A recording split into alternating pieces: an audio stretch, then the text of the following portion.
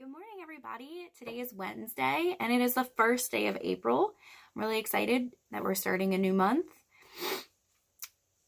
So we're going to keep going along. Our letter this week is letter E. The other day, Isla sent me a list of E words that she made at home, like we usually do at school, and she included Emery's name on her E list, which I thought was great. So E is for Emery, too. Maybe Emery can show herself for show and tell this Friday. That would be really fun. The book that the storybook I have planned for you guys today is this right here.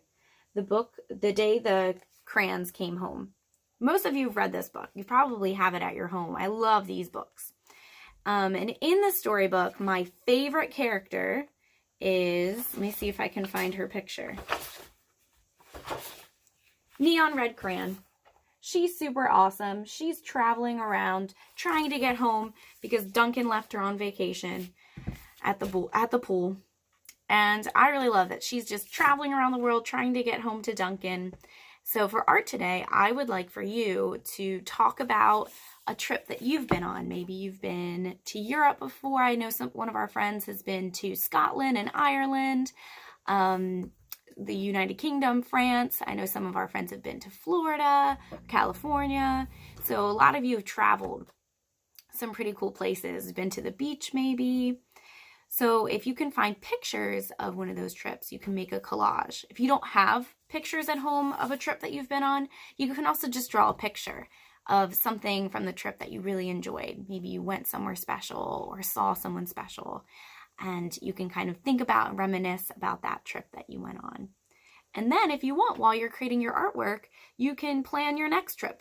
Maybe you think, oh, I really want to go see one of those landmarks that you made earlier this week.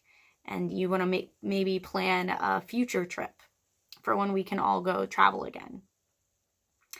For math today, I would like for you to create a pattern. So at school, we create patterns all the time. Typically, we make color patterns, right? So we'll pick two colors like red and blue, and we'll create a pattern that repeats itself over and over again. Red, blue, red, blue, red, blue. But you can make patterns using really anything. You can make a pattern doing a marker, a crayon, a marker, a crayon, a marker, a crayon.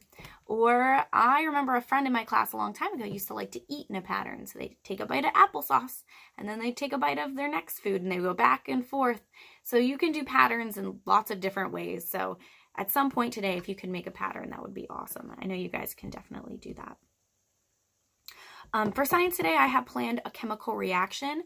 We've done this one at school before. The ingredients that you need, so you need a jar to mix things together in, you need baking soda, and you need vinegar. Before you mix it together in the jar, the baking soda and vinegar, I want you to make a prediction. So you need to predict what's going to happen when you mix those two ingredients together. What kind of reaction are you going to get? Maybe nothing's going to happen, right? Or maybe it'll bubble over, or maybe it'll turn a different color. What's your prediction? What do you think will happen? And why do you think that would happen? So you have to back up your statement. You can also do some sensory activities while you're doing your science activity. So vinegar, we always know when we take the vinegar out at school, it's super stinky, right? So smell is one of our 5 senses. So we have our sense of taste, our sense of smell, our sense of sight, our sense of touch, and our sense of hearing. So you can use some of those senses while you're doing this science activity.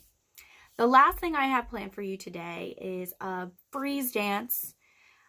So you're going to need a mommy or a daddy or an older sibling to help you do this, but we do freeze dance all the time at school. It's really great. You're practicing using those listening skills. You're practicing regulating your body and stopping even when you want to keep dancing. So typically how we do it is we play some music, and then when the music stops, you need to stop, right? And that's a really fun activity to get you guys moving today. Well, I hope you have a really fun day doing all the activities that I planned. Please send me pictures, and I'm loving hearing from you guys every day. And I'll talk to you tomorrow. Bye.